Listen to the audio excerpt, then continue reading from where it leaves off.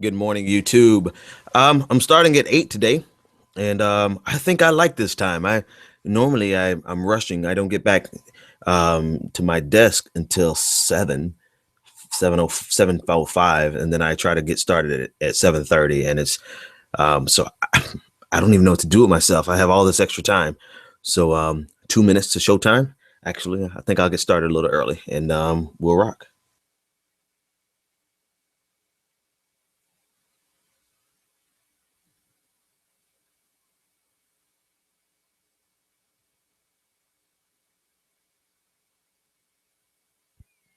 And here we go. It's the Benjamin Dixon Show. Your mission, should you choose to accept it, is not merely peace in our time, but peace in all time. I have no fear whatsoever of anybody or anything. Did you think no one was watching? Injustice anywhere is a threat to justice everywhere. your mission. We go where no man has gone before. To reclaim the American dream, To be given the right of a human being to be afforded equal rights and equal opportunities. By any means necessary. It's the Benjamin Dixon Show. If you're hearing his voice, you're hearing the voice of reason. You've certainly come to the right place. Welcome, ladies and gentlemen, to the Benjamin Dixon Show. I am your host, Benjamin Dixon. It is, what is today? Wednesday, July 15th, 2015. It is a beautiful, I keep saying this, and I guess I'm being over dramatic, and I'm from the South, so I'm not used to, not quite yet used to the weather here in Boston. So anytime we have a day that's not gloomy and cold, I'm excited about it. But I was reading the news this morning, and would you believe that 23 days into summer, on yesterday, July 14th, the 5-foot story, not 5 foot. I thought I read 5 foot, but the 5-story pile of snow that we had to build here in Boston to because of the apocalyptic snowstorm that we had this past year. The 5-foot pile of snow just melted. It just finished melting on yesterday. So that should put it in perspective, how much snow we got. And so why I'm always overly dramatic about the fact that we don't have any snow. Also, today I was reading, and today in 1971 marked a pretty dramatic day in the history of the United States and the relations with China. I want to play a little clip here because I think it's relevant to our conversation with regard to everything that we're going to talk about today. There's a lot of things that we're going to talk about today, but so many things, I just want to jump into it. As you notice, I started at 8 o'clock today instead of at 7:30. I think I may stick with 8 o'clock. I don't know. I don't know, but it just gave me so much more time not to be rushed and panicked, and well, never really panicked. But anyway, I digress. I want you to listen to this clip from July 15th, 1971, from Richard Nixon. I hope, and as a matter of fact, I expect to visit mainland China sometime in some capacity. I don't know what capacity, but that indicates what I hope for the long term. And I hope to contribute to a policy in which we can have a new relationship with mainland China. All right, so that was President Richard Nixon in 1971, a good 36 years ago, or whatever, not 39, whatever. So a long time ago. I didn't do the math beforehand. But anyway, I played the clip because I think it's interesting that in our conversations today, when we discuss communism, we discuss capitalism, and we accuse President Obama of being a socialist, Maoist, Leninist, capitalist, never a capitalist. They never accuse him of being a capitalist, but communist. In the midst of this conversation, I just thought it was so apropos that today in 1971 was our first relationship normalization brought about by Richard Nixon, a Republican. And as I unpacked what the reason and the motivations behind it, and then the actual results, which were totally different, right? They had their reason, their motivations. They had three things that they were going after, and they only got one of the three things. But before I even unpack that, it's just interesting to know that in the midst of all of these arguments about President Obama being a socialist and a communist, that the only reason we have relationships now with a openly communist regime is because of a Republican, Richard Nixon. Now, I would argue that they're not truly communist anymore. In 1971, when they started the relationship, they were truly communist. In 1971, when they opened the relationship, we were still in the period of the Red Scare. We were still in the period of who's a communist, the McCarthy era. We were still in all of the Senate, the congressional hearings, wondering and trying to figure out who was a communist in the United States. And here Richard Nixon takes us into an era of full relationship with communists. Now, the reasons and the motivations behind it were purely capitalistic. And that should tell us something. That should tell us something very important. America has no loyalty to democracy. We have only loyalty to capitalism. I don't care what anyone says, all of the rhetoric, all of the hype, all of the Star-Spangled Tears, all of those things. We have no loyalty to democracy. We would just as soon put in a dictator so that we can ensure that capitalism and the free markets flow for our capitalists, for the vested parties here in the United States. That is our only motivation. We have no loyalty to democracy because we opened up in 1971 a relationship with communists. And a lot of people get it a little conflated, and I'll do a separate video entirely about the difference between capitalism and democracy and how we use those words almost interchangeably, incorrectly so. And the perfect example is China. China is a market. For all intents and purposes, it is a free market economy, but they are an authoritarian regime, meaning they have one political party. One party that has been in power. They identify the name of the party as the Communist Party, right? They're a Communist Party by name, but they're not communist in terms of economics. In terms of economics, they have transitioned from a communist command economy to a quasi free market economy. And I use the word quasi purposefully because they're not truly a free market economy. Neither is the United States. We're not a free market economy 100%, despite everyone's claims that we are. But they transitioned from being a command economy to being a quasi free market capitalistic economy, but they never transitioned from a dictatorship, from an authoritarian regime to a democracy. So we in America got into bed with a nation that is a full dictatorship / authoritarian regime. Yes, they have they have political parties, right? But they have one political party that has been in power for decades, and they are not any measure. They have no measure of democracy, even though we would argue that here in America, we don't really have a true democracy. We have a republic, and then others would just simply say that we're controlled by aristocracy. All those being set aside, China has no pretense of freedom and democracy in terms of their political elections. All of that to say, we have had normalized relationships with a communist dictator regime. And this is not the only one, right? We can go to the Middle East and see relationship after relationship of dictators, of dictators that we put in power in the Middle East, all for the purposes of securing money. Free markets, quasi-free markets, for securing oil, for securing anything that's necessary to maintain the economic prowess of the United States. Our commitment has never been to democracy, but we have allowed people to wrap our economic exploits in the flag. We wrap our economic imperialism in the flag. And I'm not one of those so far to the left that I say, down with America imperialism, but let's just be realistic about what it is, right? let's not lie to ourselves about the fact that many of our wars, many of the things that we engage in is purely for economic gain. And that economic gain is usually for a very small fraction percentage of our population. And so I just thought it was interesting. In July 15th, 1971, Richard Nixon made that announcement that he's going to formalize relationships with China.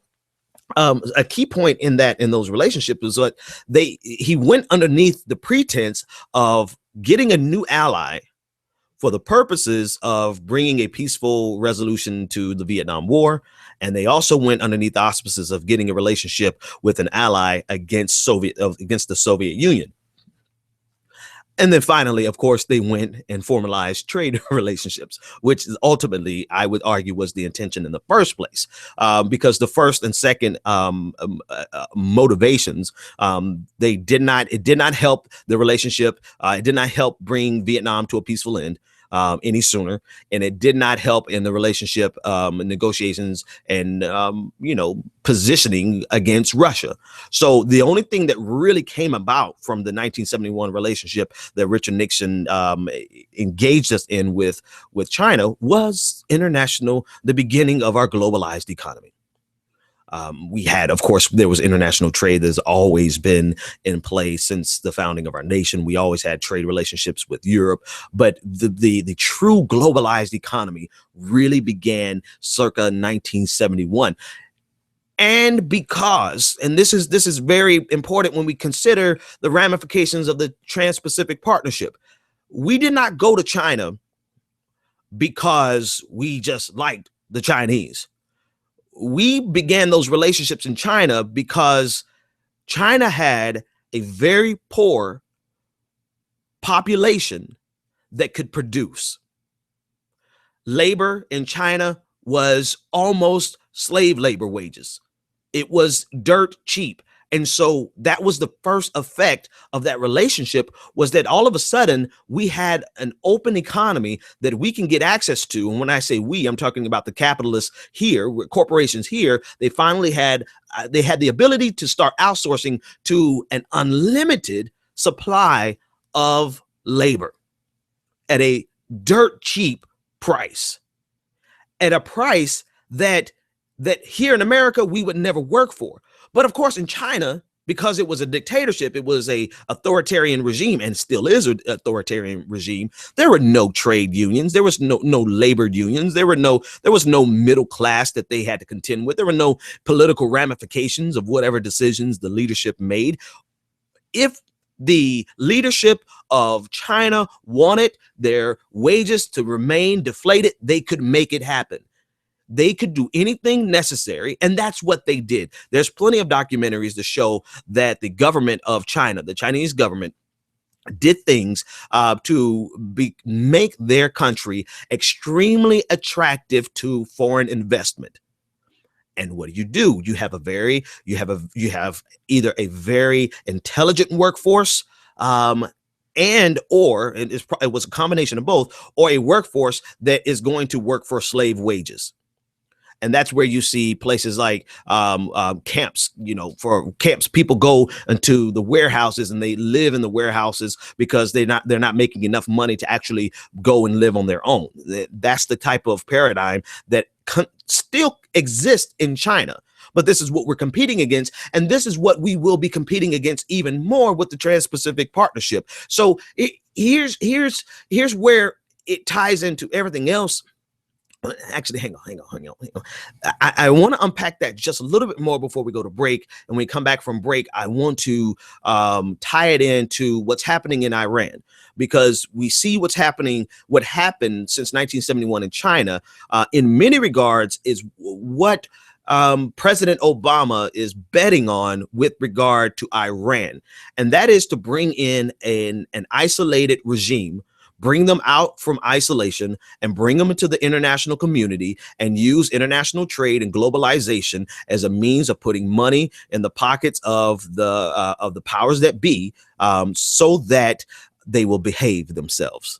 That's essentially what happened. It happened not for the purposes of peace so much in 1971, but for the purposes of money. But we can see the parallels of what's going on today, because what's happening today is that we're buying. I'm getting the horse before the cart. I don't want to give everything away. I'm going to take a quick break.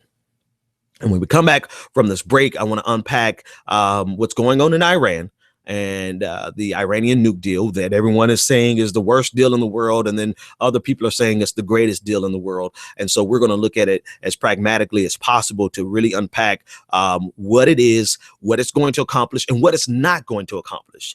There are some things that we need to understand that this deal will not accomplish in the long run. In the very, very long run. So when we come back, we'll deal with that. And then we'll deal with the Greek debt crisis. And then we made it to Pluto, ladies and gentlemen. We made it to Pluto. So that's something to celebrate. We'll talk about that and a whole lot more. You can join the conversation, 857-600-0518. This is the Benjamin Dixon Show. We'll be back after this.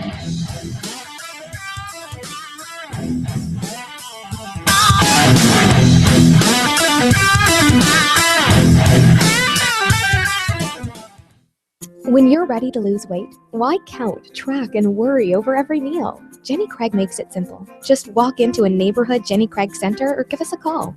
You'll meet your dedicated personal consultant who helps you reach your goals. Together, you'll pick out delicious Jenny Craig foods that you'll love and design a menu that fits your life. And the best part is that you can get started losing weight right away. Don't wait any longer to take advantage of our best offer ever. Call 1-800-JENNY20 or visit jennycraig.com. This is the sound of salmonella gyrating on your undercooked chicken. And it looks like Mom might be taking it out a little early. Don't let salmonella get funky with your chicken. On average, 1 in 6 Americans will get a foodborne illness this year. So use a thermometer to cook each type of meat to the right temperature. Keep your family safe at foodsafety.gov. Brought to you by the USDA, HHS, and the Ad Council. On the next episode of Recipes for Disaster. I'm making beef sliders for my friend Sandy. Nana taught me to always pull meat off the grill early so it's extra juicy. Use a food thermometer to ensure ground beef is 160 degrees, or you could make people really sick. Sandy didn't think twice about the slider she ate until yoga class, when a nasty case of food poisoning turned her downward-facing dog into upward-moving lunch. Watch Recipes for Disaster at foodsafety.gov and learn the steps Maria unwittingly leaves out. Brought to you by the USDA, HHS, and the Ad Council. When I grow up, I want to be a new pair of blue jeans. When I grow up, I want to be a kid's first computer. Warm fleece on a cold day. I want to be a bike that races around the country. I want to be a bench on a forest trail. When I grow up, I don't want to be a piece of garbage. And if you recycle me, I won't be. Give your garbage another life. Recycle. Learn how at iwanttoberecycled.org. Brought to you by Keep America Beautiful and the Ad Council. Welcome back to the Benjamin Dixon Show. If you're hearing his voice, you're hearing the voice of reason.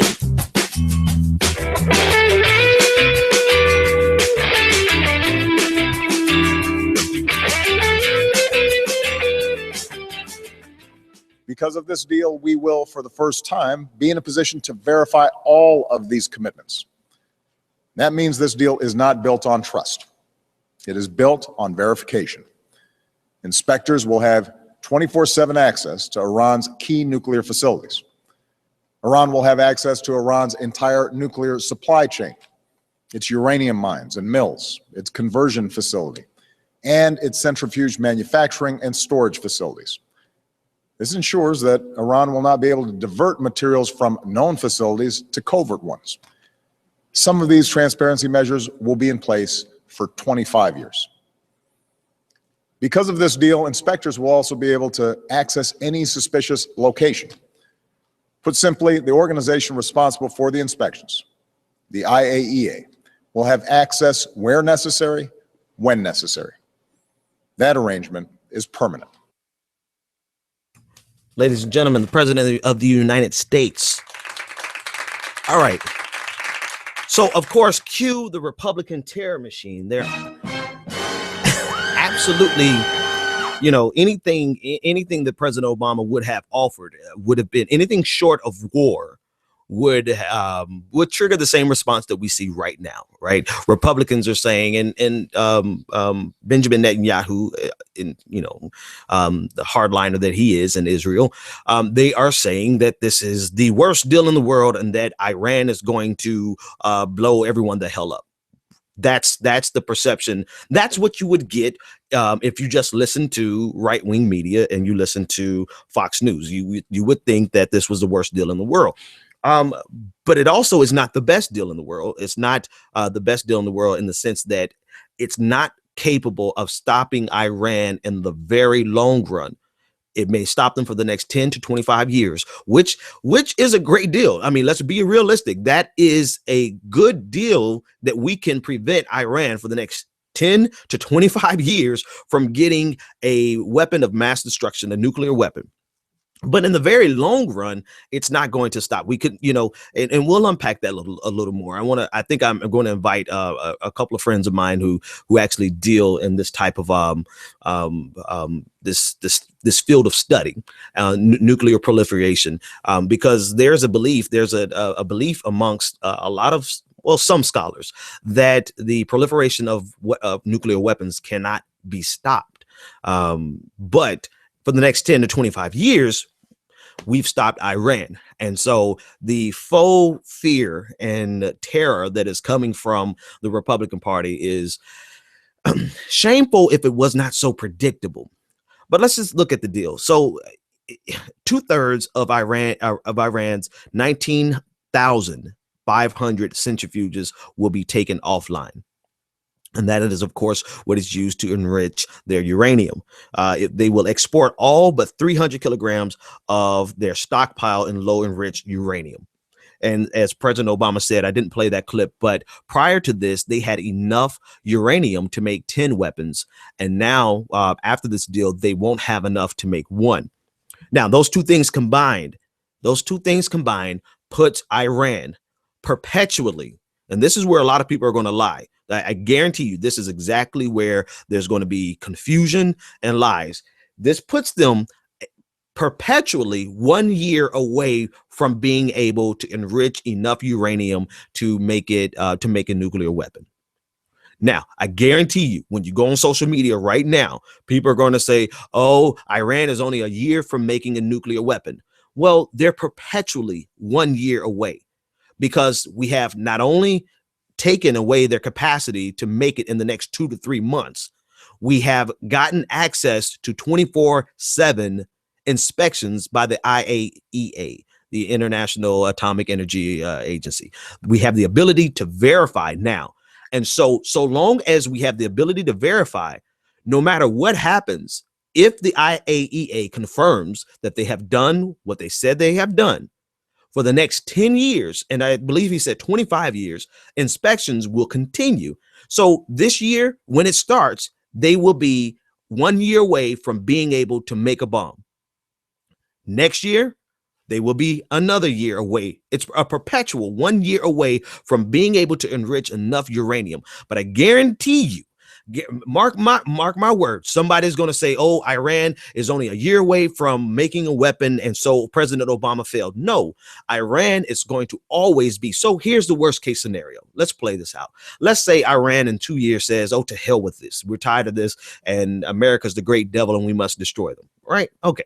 It's a possibility. I doubt that will happen for reasons that I will unpack in a few seconds. But let's play this out.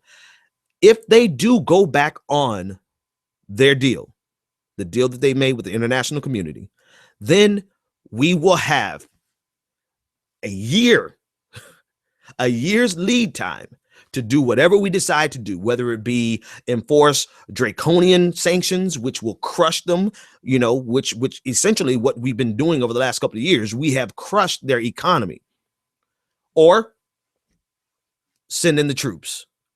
Whatever, if they go against their deal, and they decide to begin enriching, and they decide to begin doing whatever is necessary to build weapons of mass destruction, nuclear weapons, let's be specific, nuclear weapons, then we would have a year's time to do what is necessary to stop them from doing it. Right now, where they stand today, they can make a bomb in 3 to 4 months. So here's my question. If everyone is terrified, if all the Republicans are terrified, what alternate have you presented that has shifted them from having the ability of building a bomb in 3 months to perpetually being 1 year away from building a bomb? I hear silence in the room. And that is generally the position of Republicans. They have no response. They have no alternative. All they do is whine and complain and take up the position of opposition, yet they have no viable alternative. They have no viable alternative to this deal. They have no viable alternative to Obamacare. They have no viable alternative to anything. The only thing they have is the ability to complain. That's it. And they do that well. I have to give it to them. They do that well. All right. So this keeps Iran for the next 10 years to 25 years, 12 months away from having enough enriched uranium for creating a bomb.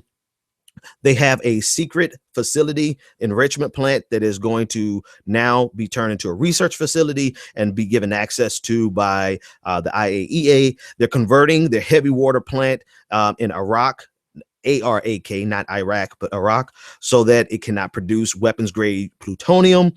Like I said before, the IAEA has 24-hour access. And then upon now, here's why I think it's going to work, and I think this is what President Obama is hedging his bet on. So once we have confirmation from the IAEA that all these things have been done, we will lift the economic sanctions, the crippling economic sanctions off of Iran, and we will begin to give them the opportunity to not only grow their economy, but to be brought back into the international community. Let's keep in mind, circa 1979, before 1979, Iran was a very secular society. It was a very rich society. It was a technologically advanced society. They were a part of the international community. Now, the reason they were a part of the international community was because we installed a Shah that basically was a dictator that was our puppet, and that backfired. But that does speak to the capacity of Iran to be able to be included in our international community. And that is where we hinge really not only this nuclear deal, but we can look at what we did with China in 1971 and ask ourselves the question, is economics, is money powerful enough to bring peace? That's my question for the day. Because there are theories, of course, there's the democratic peace theory, but I think that's improperly named. The democratic peace theory basically says that we won't go to war. There won't be a war between democracies. I think that's improperly named. There's also another, I guess I don't have the word for it, but anyway, the McDonald peace theory, the McDonaldization, basically saying wherever there's a McDonald's, we won't go to war. I would call it the capitalistic peace theory, because ultimately the people who have enough political influence and enough economic influence to start or stop a war are the people who have enough economic influence to benefit from normalized relations with a nation like China and potentially a nation like Iran. Because watch this, Iran is poised to grow 7 to 8% every year after these economic sanctions are lifted. This, compared to the United States, obviously the United States is a fully developed economy and we're ginormous, so it's not a fair comparison. But just to put it in perspective, America is not quite yet growing back at 3% a year. All right, 3% is pretty standardized for a fully developed economy, no matter how big or small. Iran is poised to grow 7 to 8%. They are going to release millions of barrels of oil after the after the sanctions are lifted. And so not only is Iran going to get rich again, right? Not only are there people going to be able to get access to the international community, their capitalists and their economy are going to be able to begin international trade again. They are going to start making a lot of money. And if anything is capable of overcoming rigid religious ideologies, you see it in America, It's money. So this may not change the Ayatollah, but this is going to change the leadership class, the bourgeoisie, if you would. It's going to change the middle class. It's going to change the mindsets of the population in general, because they would have access to wealth again, and they would have ostensibly would have a period of peace. And who wants to exchange peace and wealth? I mean, really, I want you to think about this philosophically. Who is really so committed to their rigid religious ideologies and hatred for Western civilization, besides the Khomeini and his ilk? You know, there are some. Of course, you have the hardliners in every single civilization. You have in every nation, you have the hardliners, right? But the masses are going to want peace. They're going to want wealth, because most of us genuinely just want to make enough money to take care of our families. That is the same paradigm across the globe. Everybody wants to make enough money to take care of their families and to save up for their children and to maybe take a 2-week vacation once a year. That's what the average human being wants right now in this globalized economy. So whereas you have the hardliners in Iran who want war, you have the hardliners in the United States that want war. You see, the Republicans are absolutely not satisfied unless we go to war with Iran, because this deal is decent enough. It will not stop. Listen, we didn't stop North Korea from getting a bomb. This deal will stop Iran for at least 10 to 25 years. And what Obama is hedging his bet on is having the ability to incorporate Iran into the international community through normalized relations, through international trade, globalization, using all those methodologies to make Iran see that it's better to play nice in the international community. And that's essentially what Nixon hedged his bet on in 1971. He saw the opportunity for economic growth, for people to make a lot of money, for the capitalists to get even richer. But there also was the opportunity to make an ally out of someone who could have been an enemy. Now, those relationships have become extremely complicated now. And sometimes China is an enemy, sometimes they're an ally, but that's the way of international relations. It is what it is. However, we are so interdependent on the economy of China. China is interdependent with us. That going to war is so much less an option because we are in bed economically. And so my question to you then is, do you believe in the ability of normalized economic relations, capitalism, globalization, basically, to stop international conflicts? Or do you believe that this is just putting off the inevitable, that, it is inevitable that we're going to have to go to war with everybody someday? That's the question I want to ask you. I'm going to go to break. When we come back from break, I want to unpack that just a little bit more. Oh, man, we still got a whole 30 minutes. All right, we'll unpack it more. This is the Benjamin Dixon Show. You're tuned in to the Benjamin Dixon Show. Join the conversation, 857-600-0518. Looking for the right business opportunity? Need the right product, the right marketing plan, and the absolute best training in the world? Well, look no further. The Elite Team. Every leader in time excels. They believe the key ingredients in becoming successful in life and in business are just a keystroke away. Go to www.eliteteamsite.com. That's www.eliteteamsite.com. The Elite Team has a system in place that will move you closer to achieving your goals and dreams. Visit www.eliteteamsite.com or TonyFlemingEnterprises.com today. College is important, but it can also be expensive. College Planning Services is a group of educators, administrators, counselors, and other licensed professionals that work together to provide the necessary services, networks, and information to reach students that are serious about getting a college education. College Planning Services partners with financial institutions, corporate sponsors, and other major players in the global market to strategize in building a pool of information regarding financial aid, scholarships, and funding information to assist students in preparing to access the essential resources to build upon their path to an educational future. Learn more at collegeplanningtoday.com and let us help you start your college career.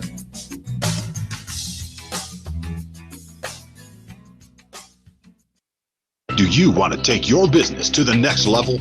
Ultimate Business Solutions provides the support you need to increase your customer base and sell more products and services online. Specializing in graphic arts, web development, and internet marketing, Ultimate Business Solutions creates the face of your business. If you're looking for a custom logo, dynamic website, or popping marketing material, call Ultimate Business Solutions today at 404-704-2197 or visit www.ultimatebizsolutions.com. Ultimate Business Solutions. Let us create your future.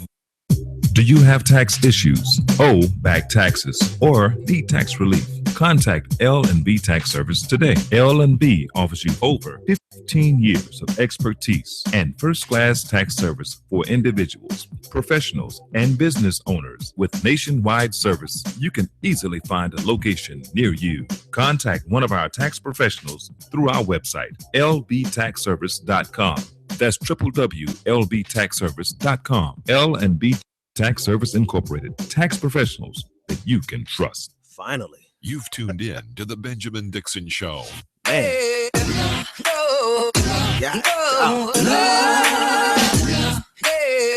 Yeah. I don't know. That's the same break I have every.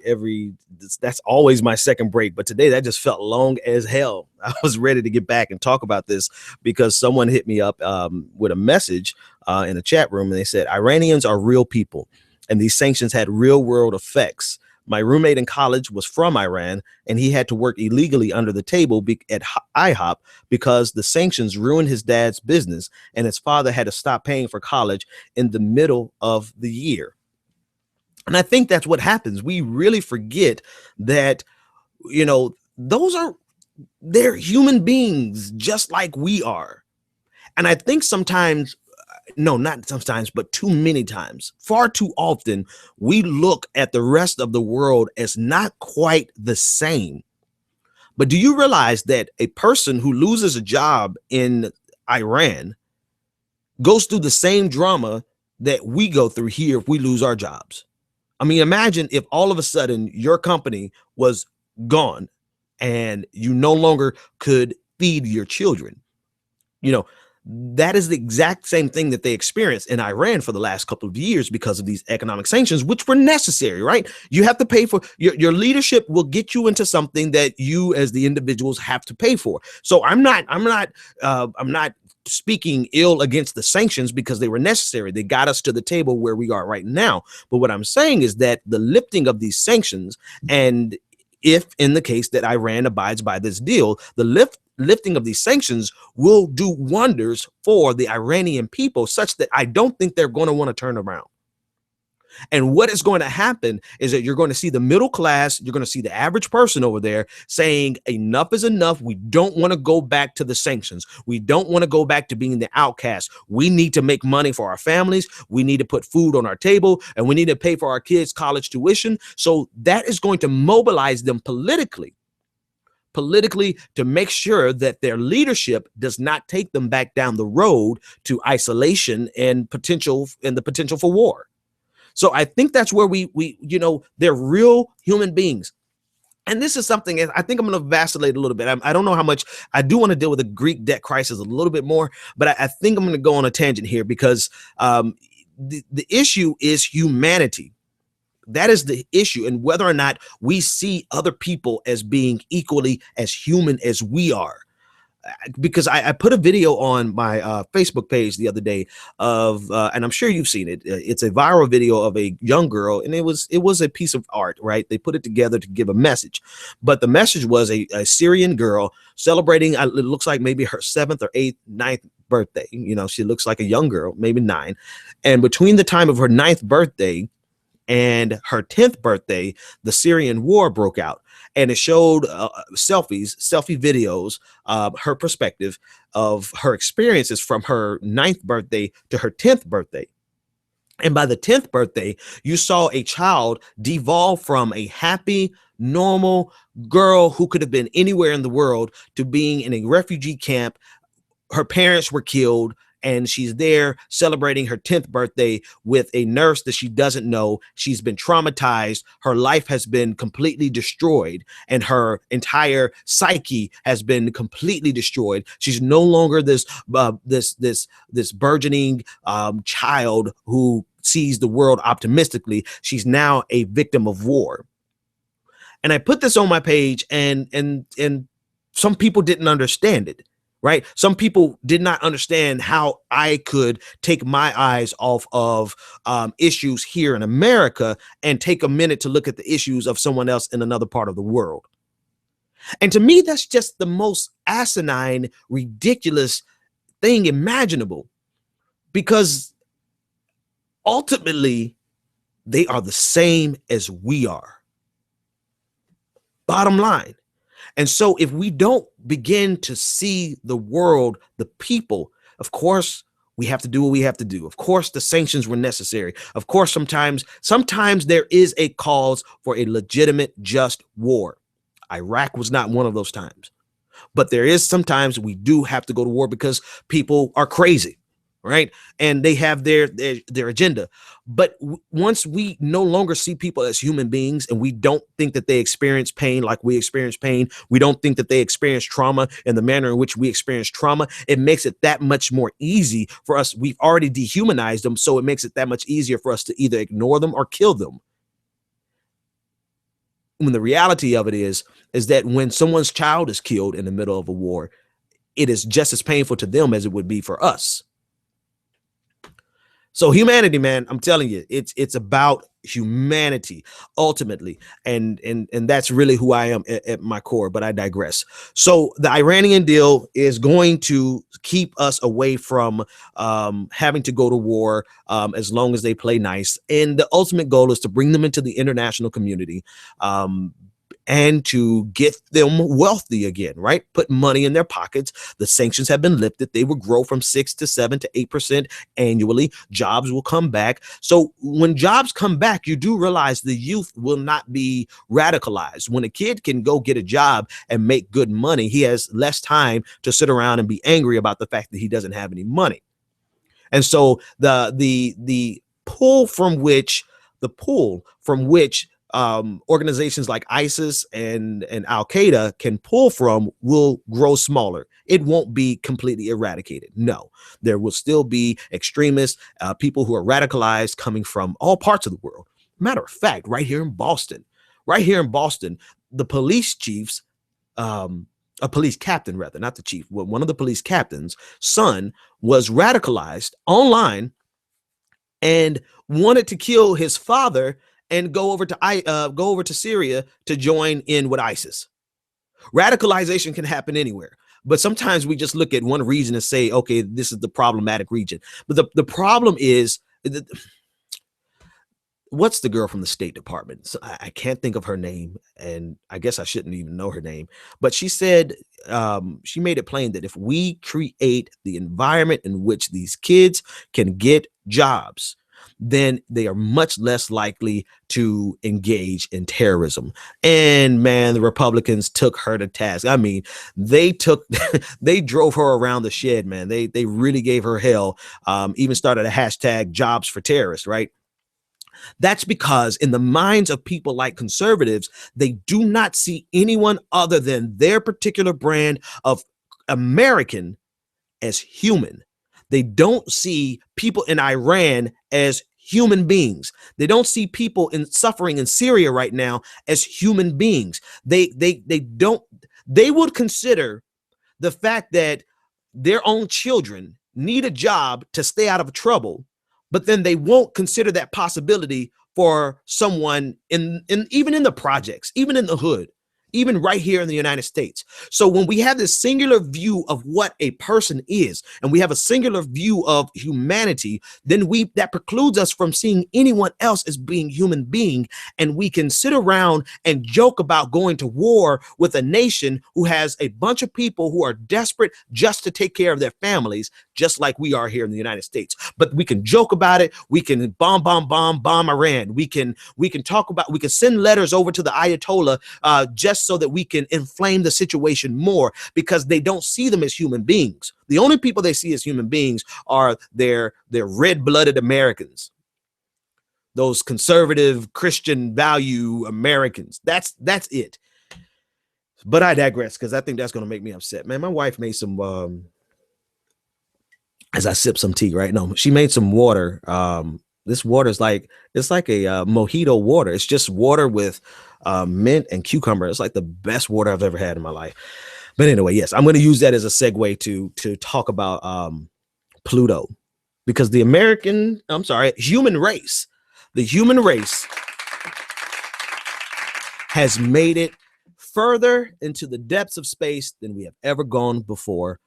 And I think it is a magnanimous, wonderful, amazing event that should help us to put things in perspective. The world is so much bigger than these petty little feuds that we have. Now, I engage in them just as much as anybody else. So I'm not belittling the arguments. I'm not belittling the debates. I think they're necessary, but I think, what is the reason we get involved in these arguments, these political debates, these debates about gender, debates about race, debates about equality? Why are we in it if not for the advancement and the progress of humanity? And so while yesterday people were lamenting this, some people were lamenting this deal with Iran, and people were arguing about futile things. People were arguing about, and I'm sorry, I didn't mean to belittle it, but in comparison to what we accomplished as humankind, it pales in comparison. We shot an object the size of a grand piano into orbit and out of orbit on a 4 billion mile journey, on a 10-year, 4 billion mile journey, and landed it, well, not landed it, but put it just outside the orbit of Pluto, close enough for us to get high definition images and for us to conduct scientific experiments on the to get information and data on the atmosphere and to get information and data on the surface. We did what Neil deGrasse Tyson said is essentially a hole-in-one on a two mile shot. Statistically, the odds of us accomplishing this was as ridiculous as someone doing a 2 mile shot and getting a hole-in-one. But we did that. Mankind did that. And if that doesn't put things in perspective for you, it's kind of like, for me, it says, why are we arguing if not for progress? We can't argue just for the sake of arguing. I'm not debating. I'm not out here doing these shows just to make progressives happy and conservatives mad. I'm doing it because we have to fight against anything that's going to stop human progress. Because ultimately, if we're not looking, and I'm sorry.